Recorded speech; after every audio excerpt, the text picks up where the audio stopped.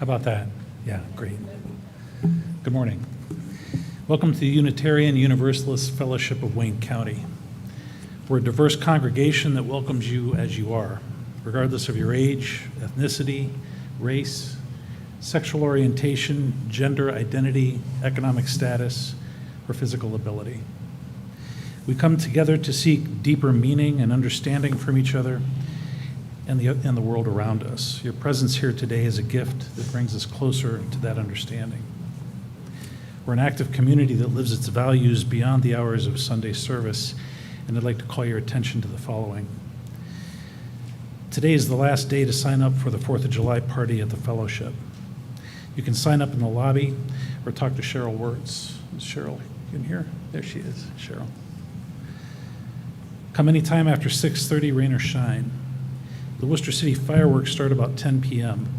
So bring a dish to pass, salad, sides, desserts, lawn chairs, your beverage of choice, and yard games if you'd like. We will provide grilled hot dogs and burgers, both vegan and meat, buns, condiments. Family and friends are welcome to attend the event. All members are invited to join us directly after the service today for a congregational meeting at which we'll discuss and vote on the proposal to hang a Progress Pride flag on our Burbank Road sign. The membership will begin, I beg your pardon, the meeting will begin 10 minutes after the service is over and is expected to last an hour. If you are intending to vote for somebody else, there's proxy forms out in the lobby that you'll need to fill out. If you'd like to find out more about our activities, please feel free to ask Karen Skubik, our membership coordinator. I think she's here today.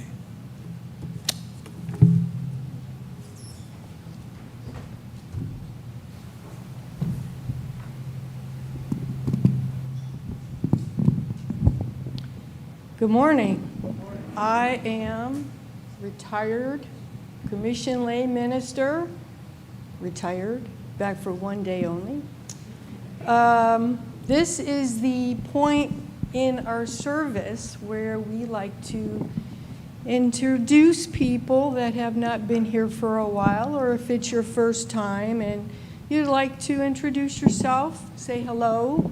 We're all friendly here. I promise you we will not bite. Is there anyone?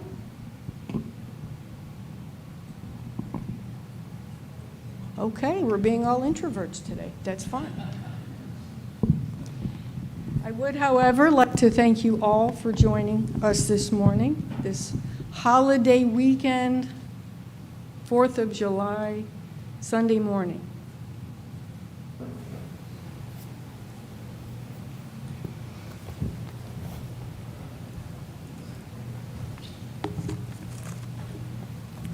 Now I would ask you to open your minds and silence your cell phones for our time together.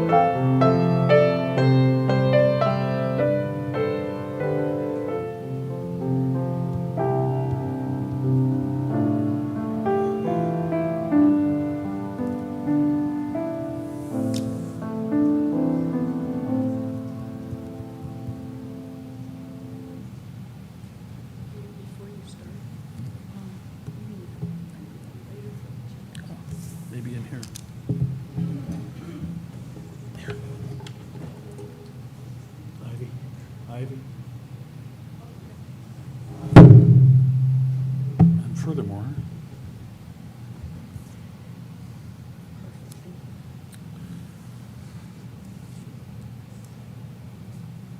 our chalice lighting this morning is Mystic Bond by Nichiren Daishonin. Spirit of life and love, dear God of all nations, there is so much work to do. We've only begun to imagine justice and mercy. Help us to hold fast to our vision of what can be. May we see the hope in our history and find the courage and the voice to work for that constant rebirth of freedom and justice. That is our dream. Amen.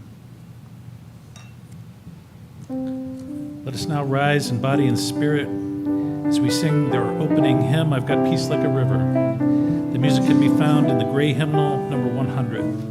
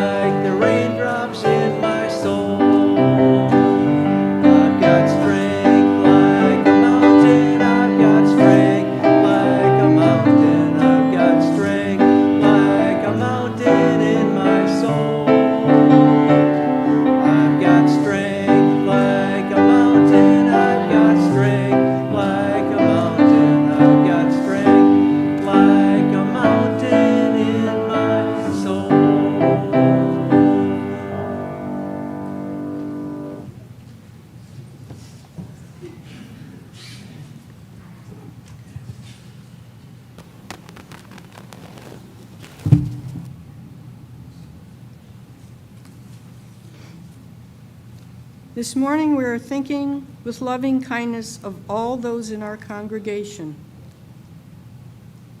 or known and loved by our congregation, who are in a time of transition, loss, and uncertainty. May their fears be assuaged, their minds be put at ease, and their hearts be comforted.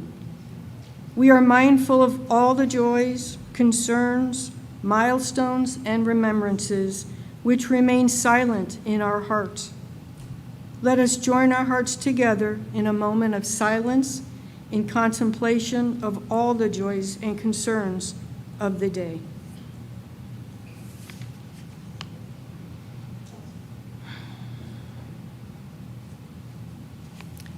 Blessed be.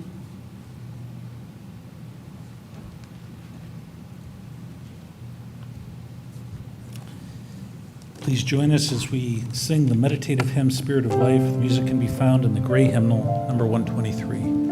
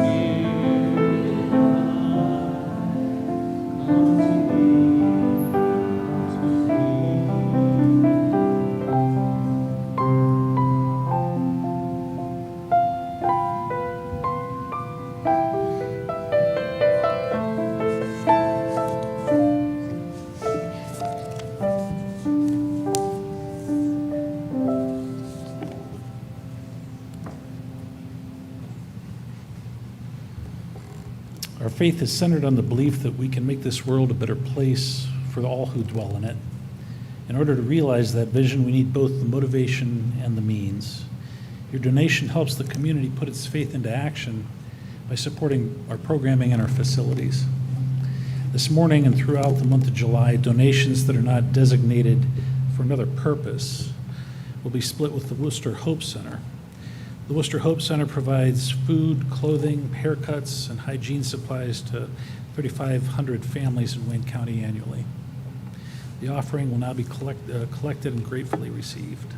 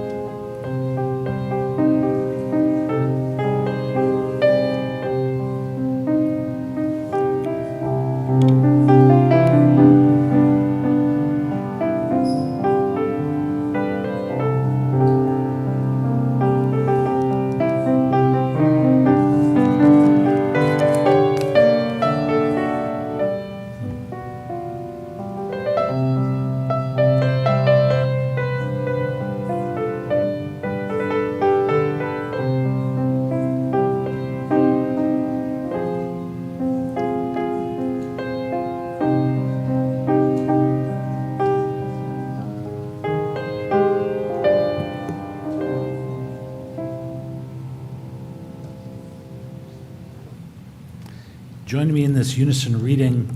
The words are on the screen. Let us be grateful when we're able to give, for many of us do not have that privilege. Let us be grateful for those who share their gifts with us, for we are enriched by their giving. Let us be grateful even for our needs, so that we may learn from the generosity of others. Today's reading is from The Power of Intention by Wayne Dyer. It's called The Kindness Towards All Life. In the ancient teachings of the Patanjali, we're reminded that all living creatures are impacted dramatically by those who remain steadfast in the absence of thoughts of harm directed outward. Practice kindness towards all animals, tiny and huge, the entire kingdom of earth, such as the forests, the deserts, the beaches, and all that has the essence of life pulsating within it. You can't reconnect to your source and know the power of intention in your life without the assistance of the government. Intention.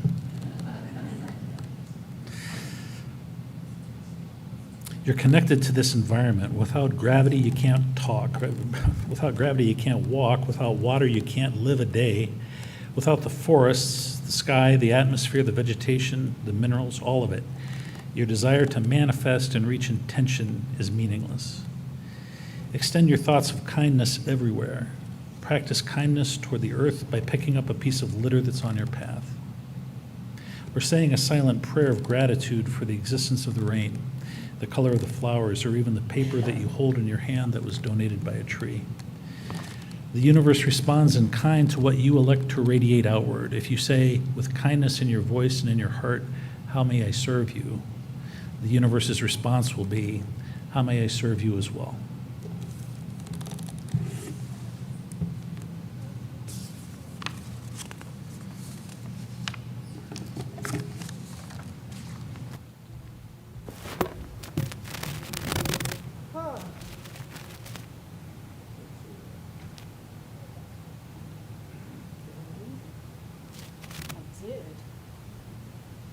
Never been good with these things, but I like to walk around the podium a little bit. Gives me my freedom. I have a choice to walk around, move around. Can you all hear me really good? Maybe a little bit too good? So,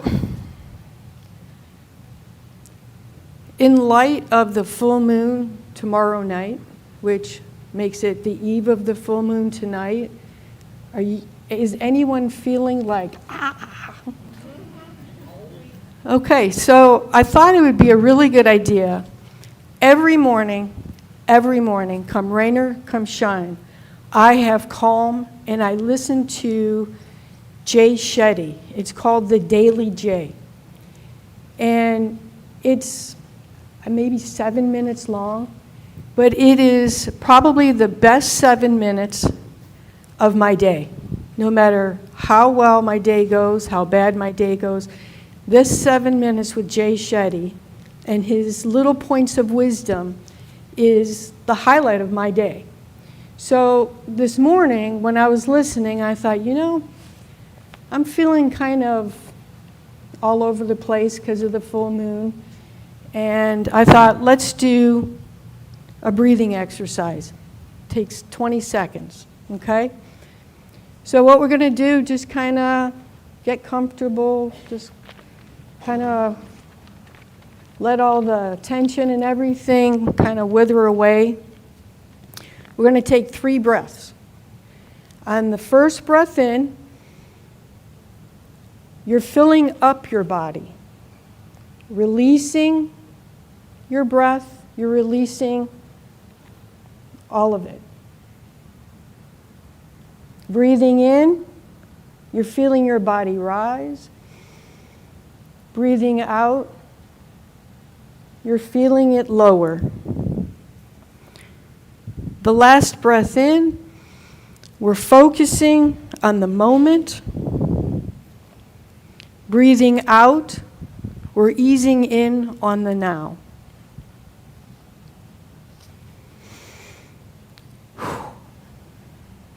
I feel a little better. I'm sure that second cup of coffee didn't help me much either, so what makes us independent?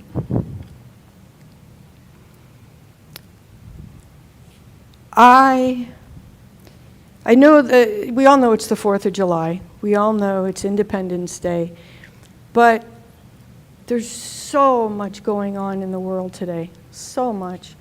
And it takes so much out of us thinking about this and thinking about that. So when I gave Joe my title of the sermon, I had way other intentions for the sermon. And after my 4th one that I finally threw away this morning, I finished the one that I wanted to do today. This is why I retired. There's so much to say on sermons but you have to bring it to 15 to 20 minutes. Gail's shaking her head. She knows. She's next week. You all come and see her next week. So I know in the past week, I listen to NPR. That's the only news I listen to. I don't read the newspaper. I don't listen to CNN. Nothing, just NPR. I go to work at 4 o'clock in the morning to be there at 4:30. That half an hour of NPR, BBC, that's it. That's all I listen to. So over all of what's going on, all that negativity, I came up with things that have led me to where I'm at today. And it's two words: choice. I have the choice to get up and go to work every morning, which I do. And I have the choice to say yes to Gail for doing this sermon this morning, coming out of retirement.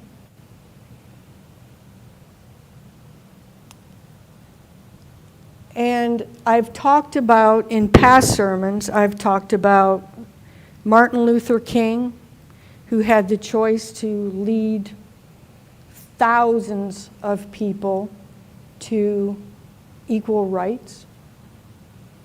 I've talked about prophetic sisterhood, who back in Idaho, these women, it was a group of women that against all odds became ministers back in the 1800s and raised hundreds of thousands of dollars.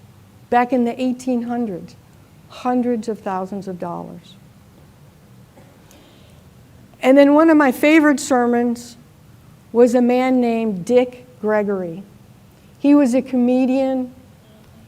He was also pushed for equal rights, not only for humans, but for animals.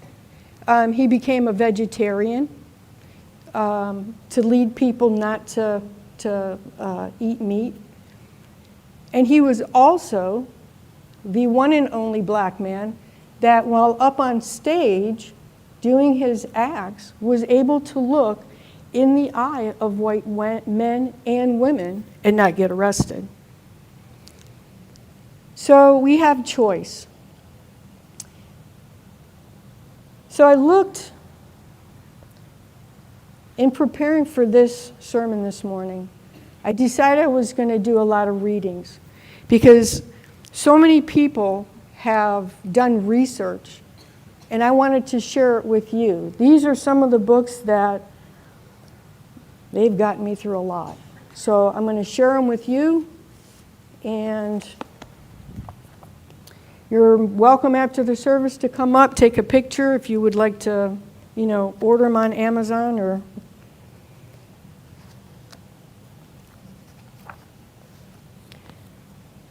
Authenticity is the daily practice of letting go of who we think we were supposed to be and embracing who we are.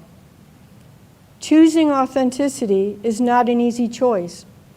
E.E. Cummings wrote to be nobody but yourself in a world which is doing its best, night and day, to make you everybody but yourself, means to fight the hardest battle which any human being can fight and never stop fighting. Staying real is one of the most courageous battles that we'll ever fight. I am an authentic realist. It gets me in trouble sometimes, but in 57 years on this earth, I've learned and I've made the choice to stay true to myself. And I hope that you all do the same. As individuals, we have the choice to create, or we have the choice to disintegrate, to move forward, or to halt.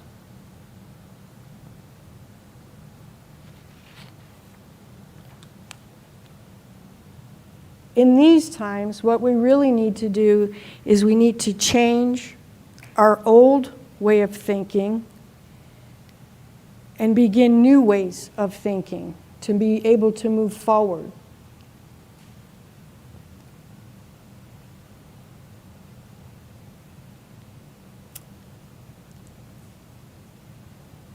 I choose to be pro-choice. Pro-choice, not what you're thinking. Pro means, is the Latin root meaning for. So I am for choice. I believe as long as I am able to keep my freedom for choice, that gives me my freedom. The next word that I want to put out there is thought. Past sermons, I've talked about thought, and thoughts are things. It's even a scientific fact that thoughts create, thoughts are things. The thoughts that you put out are the things that come back to you. I personally choose positive thinking over negative thinking. Don't get me wrong, I am no higher up, that's all I do is positive thinking, because that ain't true. I can go into a little, what I call a little dip, which is negative thought, and it can spiral and spiral and spiral and spiral for days. And it can take me down so far that I can actually create things in my head that never even existed. And it's funny because I started talking to some people, and I found that I'm not the only one that can do that. And it kind of made me see some things in a different way. And one of the things on changing our whole thought process is I've created goals. I think goals are important. It gives us purpose. And the next thing that I'm going to read it's a book, Zig Ziglar. It's called Goals. And I read this book, I probably read it like once a year. I don't necessarily read the whole book, but they have these little inspirational quotes in here. I like to open it and I like to read those. So unfortunately, 97% of people in our society do not have clearly defined, written down set of goals for their lives. There's 4 basic reasons that they don't have goals. The main reason is fear. That's a big one, right? I think a lot of people right now have fear going on. More than 90% of what is put into our minds daily is of a negative nature. So it's kind of easy going down that little spiral of negative thoughts. If you change your attitude, there will be a big difference in your performance. It's funny, anytime, I've had this book for probably 5 or 6 years, and every single time I read that one little passage, I always think of PBS had a special, Wayne Dyer. It was The Power of Intention. And he said this powerful statement: if you change the way you look at things, the things you look at change. See, Lindsay knows. That is one of the most powerful statements I have ever heard. And that is what gets me out of my little dip. I stop myself and I say to myself, Ivy, look at things differently. You have to look at things differently. Because 99% of the time, the way you're looking at it right now is really not what's happening.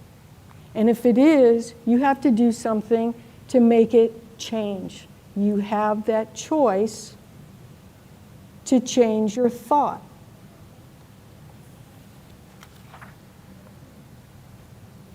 Persistence and determination. Nothing in the world can take the place of persistence. Life is tough. It's not where you start, but when you finish, that makes the difference. A big difference. So today I'm just giving you folks some points to ponder. Like I said, I was going all over the place with this sermon. That's why I retired. And I just wanted to give you guys some inspirations that gave me inspiration for this sermon today. And our reading this, when Peter first started, the opening words was from the Daisaku Akita. It's Nichiren Daishonin Buddhism. You would know it from Tina Turner. I got it because of her passing. I thought about it, and I opened up my book, and I opened to the page where Peter read the passage from. I am not a practicing Nichiren Buddhist anymore. I do have a Gohanzen. You get one in your lifetime. And in Nichiren Shoshu Buddhism, it's a Japanese Buddhism, they consider your lifetime to be over and over and over. So the fact that I got my Gohanzen, it's a scroll that you're not allowed to show anybody. It's your own personal scroll. They're all different. But I was told that scroll has followed me through all of my lives. And to get it here on earth now at this time, it was a great accomplishment.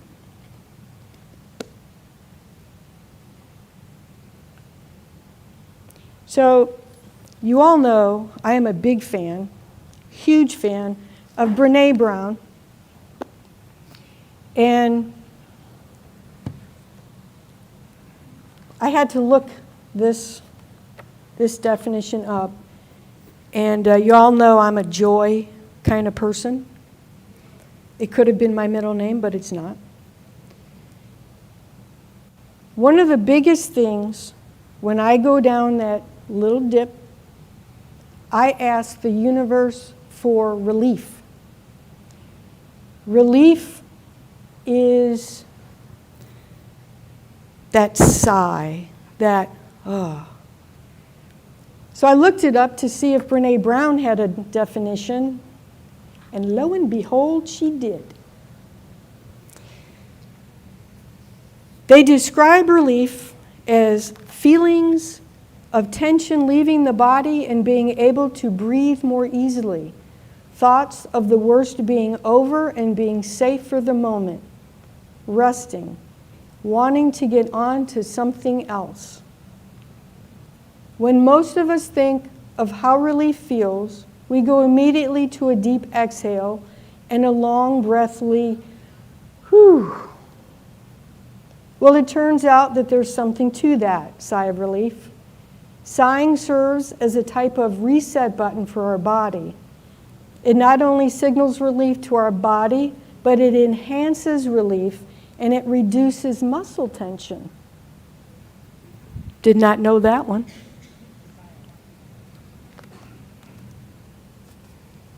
This book is like my go-to reference for any word on feelings, emotions.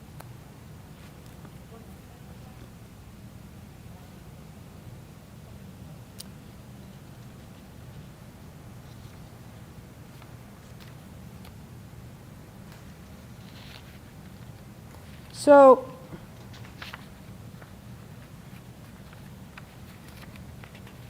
in closing, about a month ago, I had dinner with a friend of mine where I used to board my horse. And we were talking, spiritual talking. She studies some Indian stuff. And we were talking about religion, and we were talking about philosophies and faith and the Bhagavad Gita. And then she talked about a word called the Mahabharata. I had never heard of that. I had heard of the Bhagavad Gita. I had heard of the Arthasastra, which is treatises on dealing with government.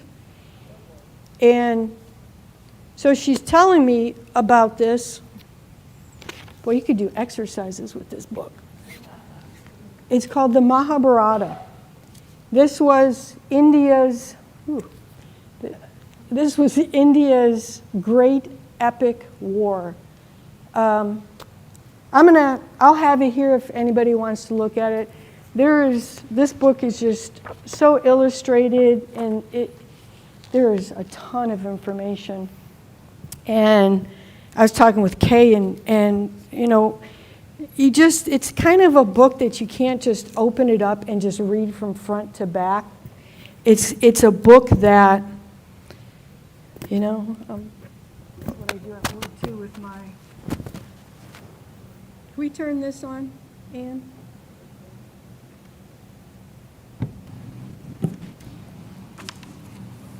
It's a book that you open up and you just read a passage, you know, a page or two. Look at some pictures, and so that's what I did a couple days ago. And I opened the book and I said, the page that I open it to is going to be the page that I read to close my sermon on Sunday morning. And it's funny because, you know, the universe has great ways of telling us how to do things and what to do as long as you're open to it. So when I open the book, it's the path of renunciation. I'm going to give you 6 quick definitions so that you kind of understand the opening paragraph. Karma. Every action has a reaction. For every cause, there is an effect. This is the basic law of the universe. Sannyasa. The renunciation of all worldly affairs, attachments, and desires. Shloka, which is what I'm going to read. A form of verse that lends itself to the oral tradition of transmission of learning. Yoga, a spiritual, mental, and physical discipline that leads to enlightenment and a union of the soul and the universal spirit. Atman, or soul. Brahmin is a member of the priestly caste. They are the repositories of knowledge. Sannyasa Yoga. This chapter is also known as Karma Sannyasa Yoga, or the path of action and renunciation. It has 29 shlokas, or couplets. The chapter discusses the merits of sannyasa, inaction, and karma, action, stating that it is important to take action without getting attached to the outcome. So the first one, O mighty armed, he who does not desire and he who does not hate, know him to be a perpetual sannyasi. Freed from opposites, he is happily freed from bondage. The ignorant, not the wise, speak of renunciation and action as distinct. If one of these is followed properly, the fruits of both result. He whose happiness is inside, he whose pleasure is inside, he whose light is inside. That yogi alone has realized the Brahman and obtains liberation in the Brahman. Freed from the desire and anger, controlled in mind and knowing the Atman, such sages attain liberation in the Brahman all around them. I think it's time for a song.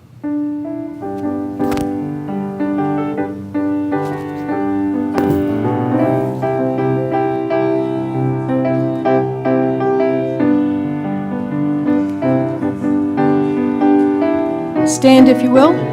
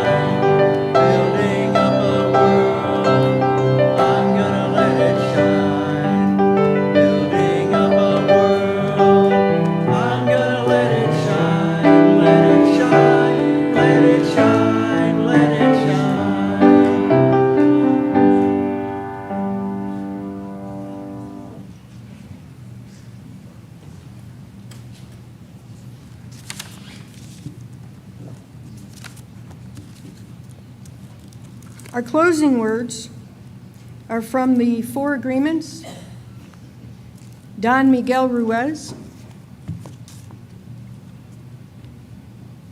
Be impeccable with your word. Speak with integrity.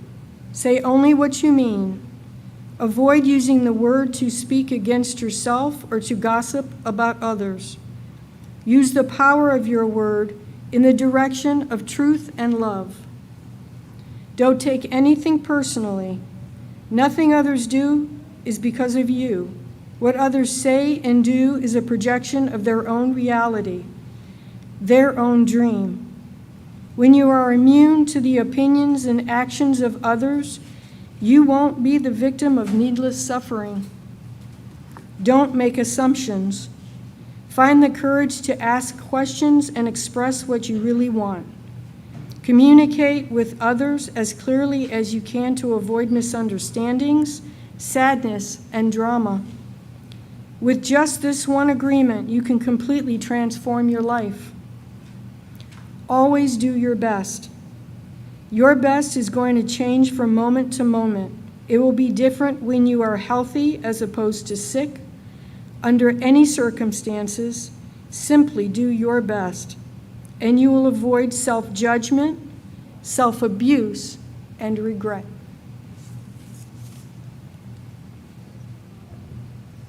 It went out.